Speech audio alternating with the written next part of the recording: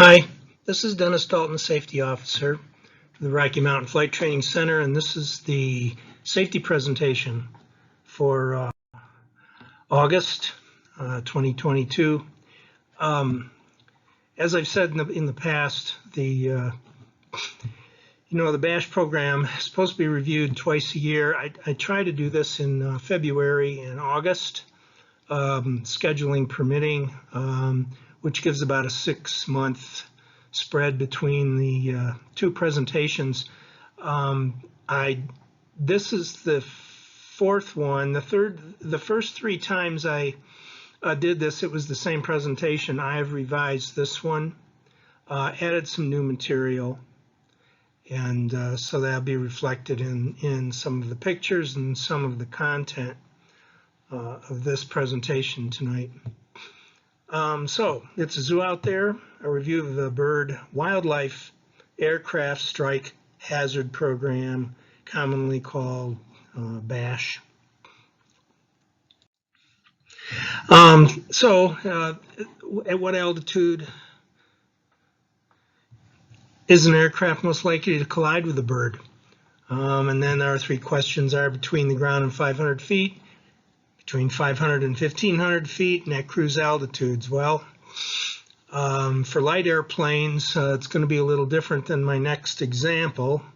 But I guess you could say all 3, cruise altitudes being more or less the least likely, and then the 500 to 1,500, and then 500 because it's closer to the ground. According to a recently released report, it's 500 feet or less above the ground. But collisions that did more damage to aircraft tended to occur up higher, and we know that because the airplane's going faster. And this example here, the emergency forced landing of U.S. Airways Flight 1549 Airbus 320 into the Hudson River on January 15, 2009. Demonstrate to the world the severity of aircraft collisions with birds and other wildlife. Migratory Canada geese were ingested in both engines at 3:27:11 p.m. at an altitude of 2,818 feet above the ground and 4.5 miles northwest on the approach end of runway 22 at LaGuardia.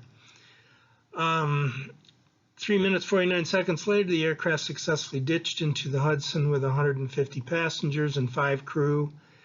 There were no fatalities. Well, the logistics of this one, the location being near the water, large body of water, time of year is always an issue, which we'll talk about. And this one was certainly a lot higher than 1,500 feet. Canadian geese, which is what happened in our example in the last slide. Population of resident non-migratory Canadian geese in the USA increased 4-fold from about 1.1 million to 4.4 million birds, 1990 to 2019. That is reflected in a lot of the other graphs and things that I have to show you here, which by itself is quite an increase, although I'm sure a lot of it also has to do with traffic, and although birds are critical ecologic, economic, and aesthetic components of the environment, deserving rigorous international protection, they can at times conflict with human activities such as aviation.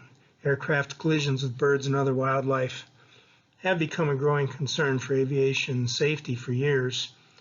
The resident population here, it says, now outnumbers the migratory population that nests primarily in northern Canada and winters in the U.S. From 1990 to 2019, 1,854 strikes involving Canadian geese and civil aircraft were reported.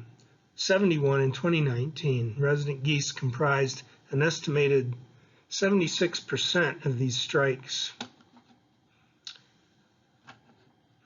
There are many other safety pointers about collisions between wildlife and aircraft that were gleaned from the 30 years data crunched in this wildlife strikes to civil aircraft in the United States. issued in February of 2019 by the FAA and the U.S. Department of Agriculture Wildlife Service. It cites National Wildlife Strike Database data indicating that 82% of bird strikes occur at or below 1,500 feet above ground level, encompassing the altitudes at which we practice ground reference maneuvers and fly most general aviation airport traffic patterns. This is a chart from the Colorado Springs Municipal Airport, and you notice that, over this span, there is an increase of strikes in this graph, and I'm just showing this because this one had a broader range to it visually that I thought was worth presenting, although without similar data as to how much commercial traffic was operating or military traffic out of Colorado Springs during those years, it's hard to make a comparison. Also, there were some drought years in here that Colorado had 3 or 4 years of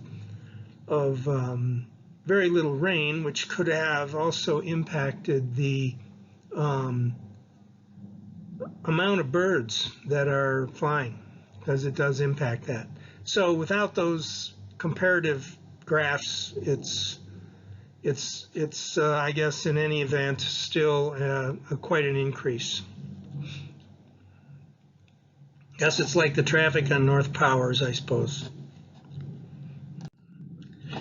While the majority of these strikes are airline and commuter related, it represents an increase as would be expected with increased traffic over the years, as I'd said previously.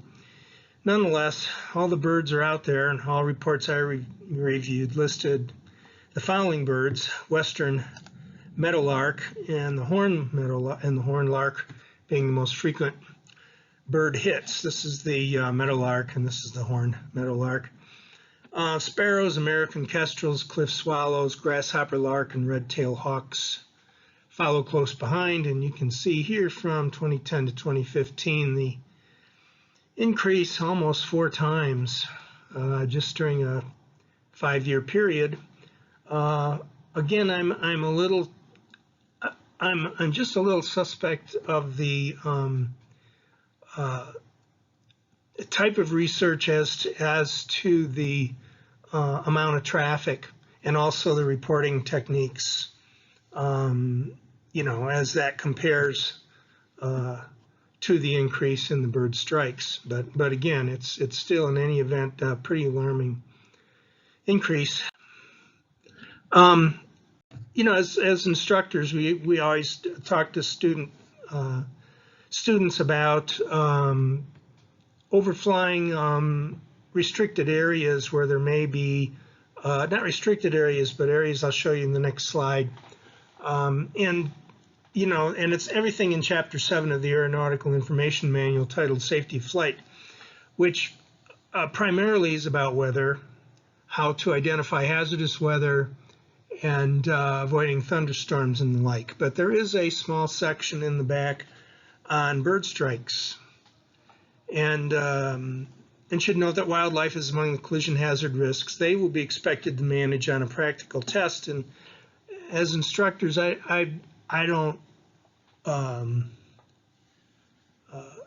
think I would title that under emergency descents and emergency procedures.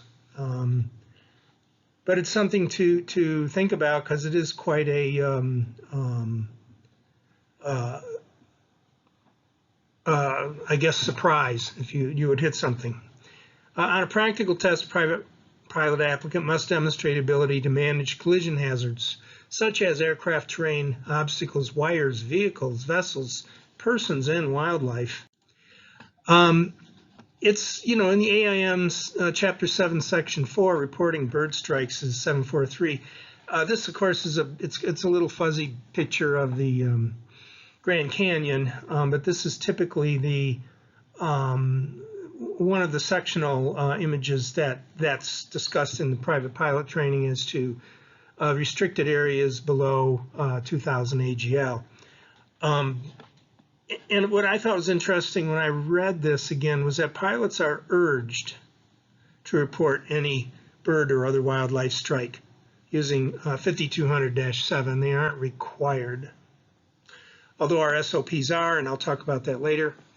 The 746 says flights over charted wildlife refuges, parks, and Forest Service areas, which we are fairly familiar with and talk about, as you see right here in this picture. But as it's stated here, it said pilots are requested to maintain a minimum of 2,000 feet above the surface of the following: national parks, monuments, which aren't marked in that way, seashores, lake shores, rec areas, and scenic river ways, as it says, and wilderness and primitive areas, which aren't really all marked. So I think in this case, to me, it's more of a case of being a good neighbor as things get more crowded and aviation gets more challenged. These things where pilots are requested to be a good neighbor is probably a real good idea. And the reporting, as I'll show a little later, is used to help in a lot of things, such as airport funding, as far as wildlife management is concerned. So talking about wildlife, although the number of reported strikes have dramatically increased, the number of reported damaging strikes has increased only slightly since 2010 and is still below the record number of 743 in 2000. Whereas the number of reported strikes in the USA increased 190%, from 5,874 in 2000 to 17,050 in 2019, the number of damaging strikes declined 4%, from 743 in 2000 to 710 in 2019. The decline in damaging strikes has been most pronounced for commercial aircraft in the airport environment. And as it says here, birds make up 97% of reported strikes, mammals about 3%, and reptiles probably in Florida and Louisiana airports, with crocodiles on the runway, 1%. A large number of bird strikes has resulted in a major effort by United States and Canadian airport officials to find ways to handle this problem, including the establishment of a bird strike committee. Mammals are the most common animals, other than birds, which are associated with aircraft strikes. Mammal strikes are only a small percent of the total recorded strikes, but strikes with large animals, including deer and antelope, are extremely dangerous, which is what I'm focusing a little more on in this presentation. The number of white-tailed deer in the U.S. has increased from 100,000 in 1900 to 30 million in 2019. From 1990 to 2019, 1,210 civil aircraft were involved with collisions with deer, although it's not a required reporting.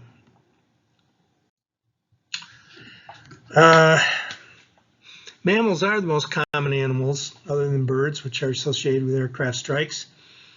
Mammal strikes are only a small percent, as I previously said, but they are dangerous. This decapitated individual here was hit with a prop, and I'll talk about that in a little bit.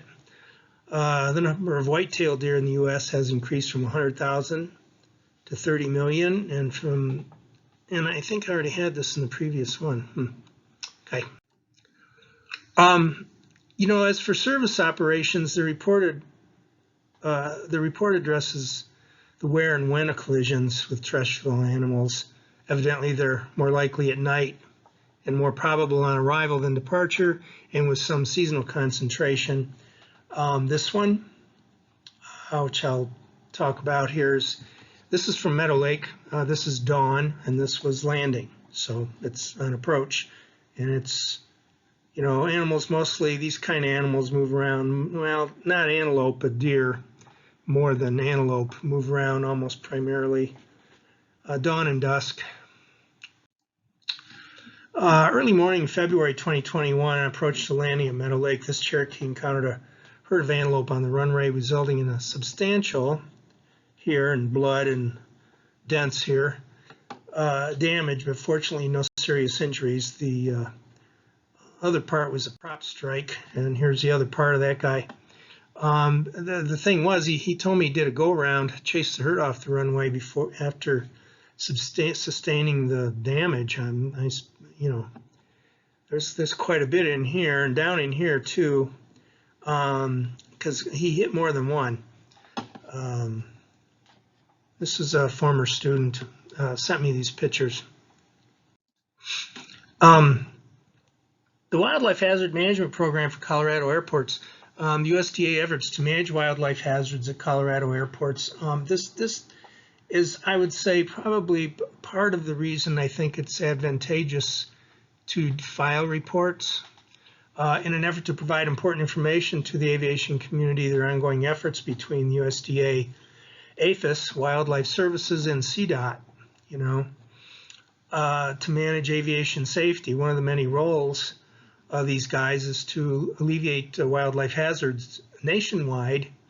Since 2006, the agreement between them and CDOT has received national recognition, has become a proactive model for other states in need of maintaining FAA compliance in regard to wildlife concerns. And this sentence right here is a really good one for writing grants for airports, because if it's wildlife mitigation, you will get the money. And that's great. Since this cooperative program began, the Colorado WS program has experienced an increase in interest and support for airport wildlife management. Over the last 7 years, WS assistance to airports has expanded from 10 to over 25 of the 76 public use airports in Colorado. Not only necessarily large animals, but gophers and badgers and things like that out in a lot of the runways we have in this state can cause some caving in of the runway surface. In the 11-year span, 2009 to 2020, according to that report, approximately $350 million of airport improvement program funds have been allocated for wildlife-related projects, such as assessment plans and airport perimeter fencing. Those are 8-foot stock fences, not barbed wire. It keeps them out. All Part 139 certificated airports have successfully completed assessments followed by plans, while 124 of the largest GA airports have voluntarily completed assessments. It's extremely important to the aviation industry to report wildlife strikes. Statistics are compiled by the FAA using data collected from the 5200-7 form. The data collected helps develop management programs specific to their airports, helps to identify wildlife species that are struck, submits wildlife strike information to the FAA, and provides recommendations to the airport. Airport planning plays an important role in wildlife strike hazard reduction. Proper planning of an airport can help to recognize land uses on or near airport sites that could potentially attract wildlife. By controlling these land uses, strike hazards can be reduced. And as this is an aerial shot of KCOS, as I know a lot of you instructors know, there's a lot of drainage ponds out east that farmers use that have been cut, and some have been cut by the Department of Agriculture. When it rains a lot, like it has this year, they fill up with water, and when they fill up with water, the animals come. So if you're out there training around the water, probably would require some extra vigilance till they dry up. A tip from the AIM section 754, that if you observe birds or other animals on or near the runway, request airport management to disperse them before taking off, which is somewhat difficult in rural airports. Also contact the nearest FAA or tower regarding wildlife on the ground, which they could probably issue NOTAMs, if there was IFR guys that wanted to land at your a rural airport. And it says wildlife on the ground or large flocks of birds, and report the geographic location, bird type, approximate numbers, altitude if applicable, and direction of travel. And we will cover that in the 2 forms. Now, the BASH requirements at the Aero Club, though, are very different, since it's a different form as well. But for the Aero Club, bird strikes will be briefed twice a year at safety meetings. Chief instructor or the manager will make the decision to terminate or modify flight operations during conditions of moderate or severe birdwatch conditions. And I believe there's a birdwatch box labeling the type of severity, moderate, light, or severe, in the AFMAN form, not the FAA form. Sightings of large flocks of birds will be reported to base ops.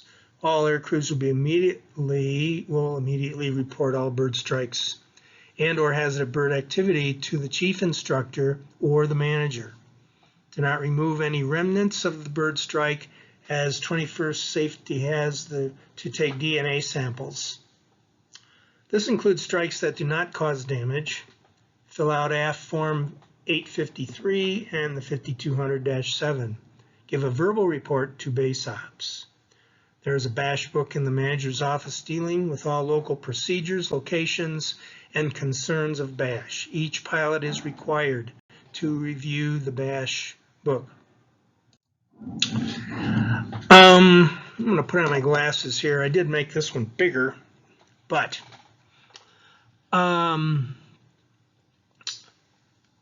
okay, this is the FAA form, and as it goes across here, what I was looking for: engine make, aircraft registration, date of incident, local time, flight number, wildlife bird remains, collected or sent to Smithsonian.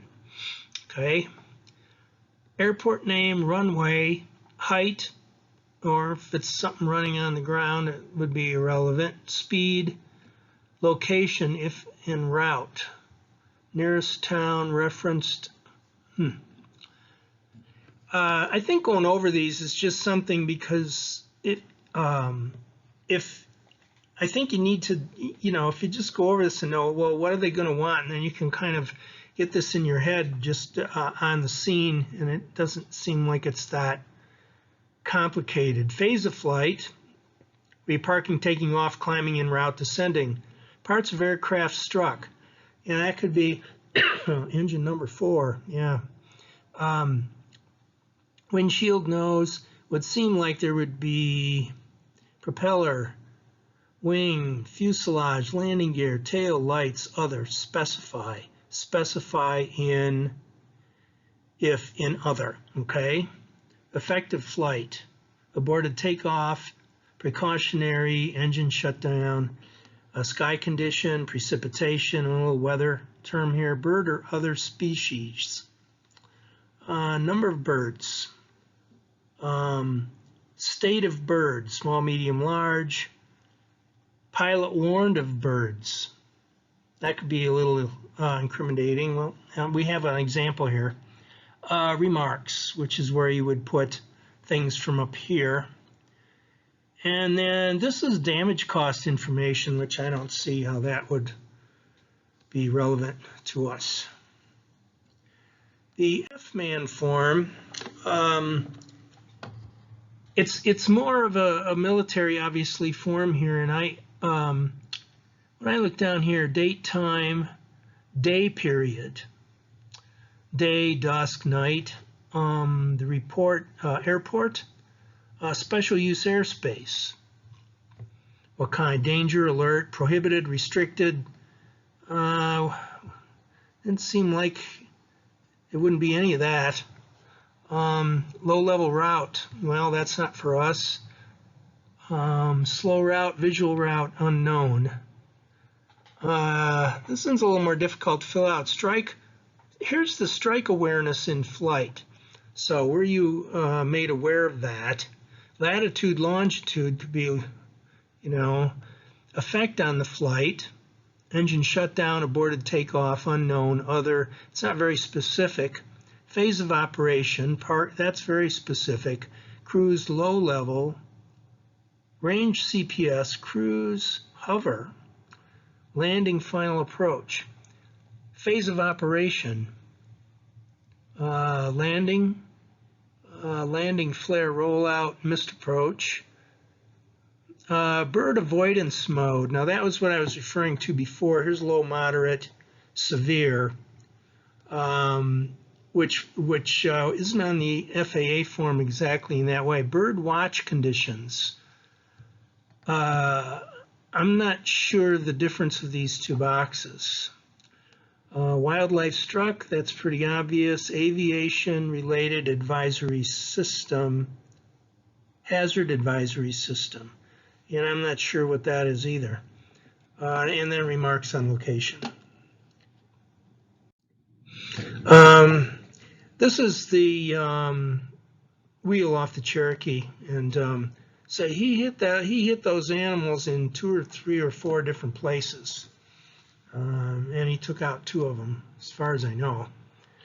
Strikes occur every day, but when compared to the total number of flights in the system, they're rare. Although it is impossible to eliminate all strikes at all times between aircraft and animals, comprehensive assessment, planning, and management techniques have successfully mitigated damage strikes on or near airports. Combined with systematic evaluation and adaptation of techniques, safety can be increased one less strike at a time. So, as I would say, what's different from my original BASH presentation is trying to put a little more on the wildlife, which most of us, landing in Colorado Springs, that's going to be a minor issue, but places like Meadow Lake and Springs East and a lot of these other, well, not a lot of them, but some of the Front Range airports that don't have stock fences, it's a real concern, especially dawn and dusk, I would say. Time to be very careful. Well, that concludes this presentation. This is Dennis Dalton, Safety Officer.